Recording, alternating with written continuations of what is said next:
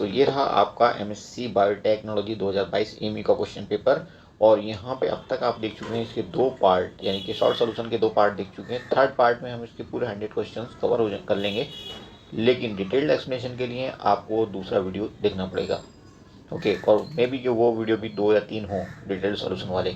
साथ ही साथ आपको जो मैथ्स का सॉल्यूशन होगा वो भी हम एक अलग वीडियो में बनाएंगे विद ट्रिक्स, क्योंकि ज़्यादातर बच्चे जो हैं इस फील्ड में आते हैं बायोलॉजी बैकग्राउंड से और वो परेशानी फील करते हैं, लेकिन बेसिक मैथ्स आता है तो इतना ज़्यादा दिक्कत नहीं होगी अगर आप हमारा वो वीडियो देख लेंगे। तो चलिए चलते हैं क्वेश्चन नंबर 74 पे। I think chemistry question start हो रहे हैं, जो कि मैथ्स तक के तो हम कवर कर चुके थे कल। Just a moment, it is 70, okay, 74, yes. तो question number 74, the solubility of pure oxygen in water at 20 degree Celsius and 1 atmospheric pressure is this mole per liter. Then the concentration of oxygen at 20 degree Celsius and partial pressure of 0.21 atmosphere is. तो इसका option आपका B सही हो जाएगा। Next question number 75, heat energy can not be completely transform into work without producing some change somewhere is the statement of. कौन सा statement है, किसका स्टेटमेंट है? तो second law of thermodynamics, option D आपका यहाँ पे करेक्ट है। Now question number 76, again numerical है ये। तो a solution containing 6 gram of solute dissolved in 250 ml of water gave an osmotic pressure of 4.5 atm at 27 degrees Celsius. The boiling point of the solution is, यहाँ पे आपको दिया है molar boiling point elevation constant for water is 0.52 kg पर मोल।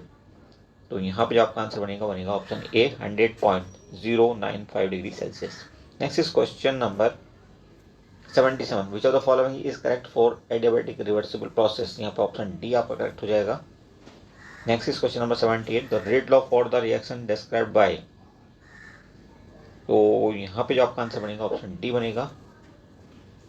Next देखेंगे आप question number 79, the enthalpy of neutralization of ethanoic acid and NaOH is 55.8 kilojoule per mole and that of HCl and NaOH is -57.3 kilojoule per mole. The reaction, the reason for the difference in two values could be. Reason क्या है इन differences का? ये जो difference है इसका reason क्या है? तो इसका रीजन होता है क्योंकि एथेनोइक एसिड वीक एसिड है एंड पार्शली ये आयोनाइज होता है, therefore part of the enthalpy change on neutralisation is used in ionisation. तो ऑप्शन बी आपका यहाँ पे करेक्ट हो जाएगा। इसलिए यहाँ पे जो एनर्जी होती है ये पॉजिटिव रहती है, यानी कि ये एंडोथर्मिक रिएक्शन होगी पहली बारी, और दूसरी में नेगेटिव हो जाएगी, ये एक्सोथर्मिक हो जाएगी। नेक्स्ट इज क्वेश्चन नंबर 80, यहाँ पे आपको ग्राफ दिया है, देखिए 0 ऑर्डर का ये ग्राफ है, ठीक है। अगर होता फर्स्ट ऑर्डर का तो ग्राफ कुछ इस ढंग से होता, ओके। तो ये 0 ऑर्डर का हो गया, और दूसरे की अगर हम बात करें तो ये आपका हो जाता है सेकंड ऑर्डर का। 0 और सेकंड दिए हैं हमें ऑप्शन सी में। Next is question number 81, for an ideal solution containing 2 components A and B, the Gibbs free energy of mixing delta G of mixing is minimum when the mole fractions of the 2 components are। दोनों के आधे आधे होंगे, total एक से ज़्यादा नहीं होता है, आपको पता है। तो ऑप्शन ए करेक्ट हो जाएगा। Next is question number 82, 1 mole of a monoatomic ideal gas is transformed from 300 K and 2 atm pressure to 600 K and 4 atm pressure. The entropy change for this process is। तो यहाँ पे जो entropy change होगी वो आपकी होगी 1.5 R Ln2। Option B correct हो जाएगा। और 83 देखेंगे हम, विच of the following ligand will not form A चीलेट complex. तो ये होता है आपका pyridine. Next is question number 84, number of MM bond in IRCO12। तो इसकी स्ट्रक्चर अगर आप देखेंगे तो कुछ इस ढंग से होती है,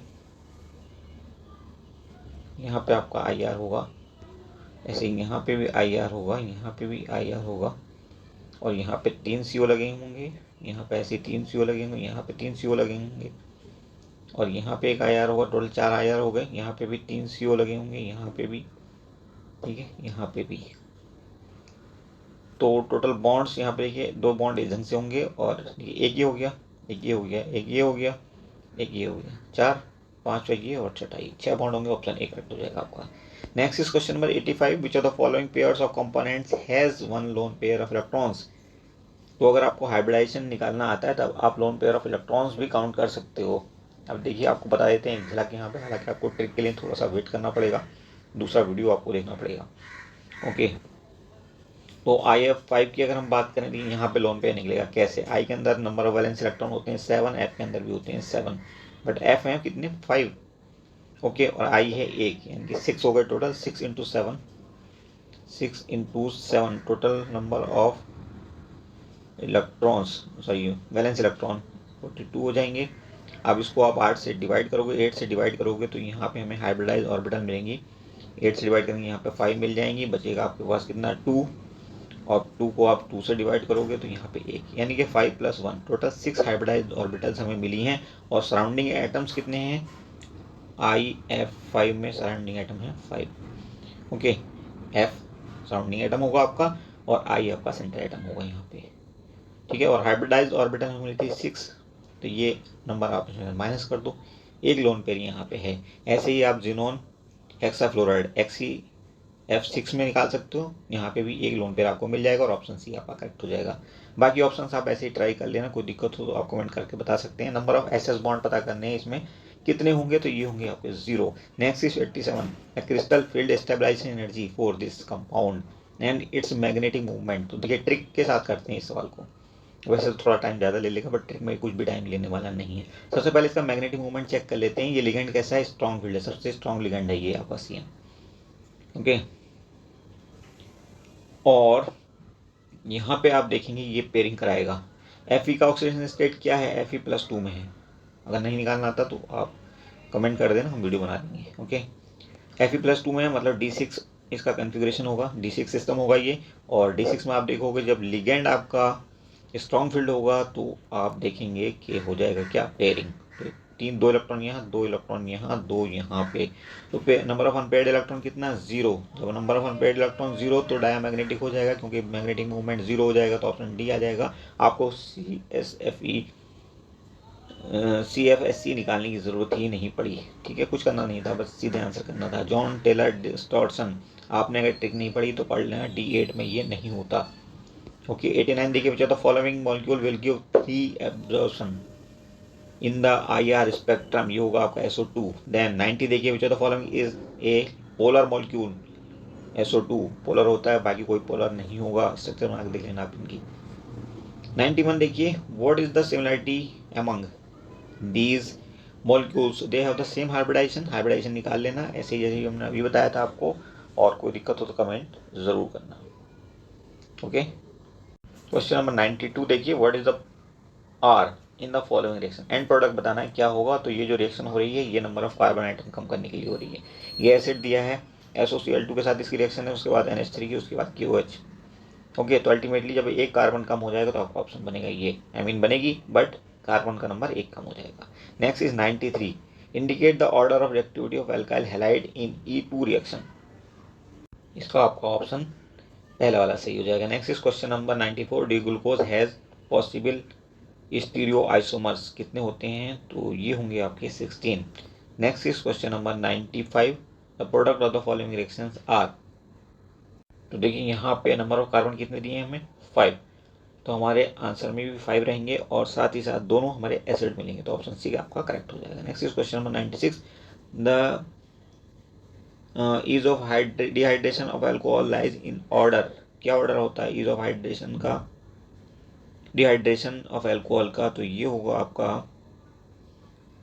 3 डिग्री में सबसे ज़्यादा, उसके बाद 2 डिग्री, उसके बाद 1 डिग्री, तो ऑप्शन ए करेक्ट हो जाएगा। 97 आप देखेंगे क्वेश्चन नंबर, और indicate the major product formed in the following reaction. तो यहाँ पे जो मेजर प्रोडक्ट बनने वाला है वो आपका ऑप्शन ए में दिया है। Next is question number 98, which of the following reagent is used to prepare methylamine from acetamide. तो यहाँ पे ऑप्शन सी राइट आंसर है, NaOH plus Br2। Next is 99, which of the following is not a 5 membered heterocycle.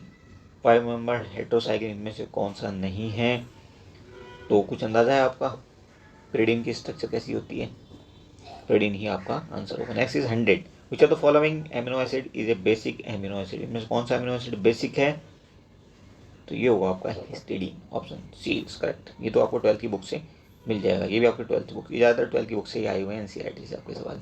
ठीक है, that's all in this video, thank you for watching, see you soon.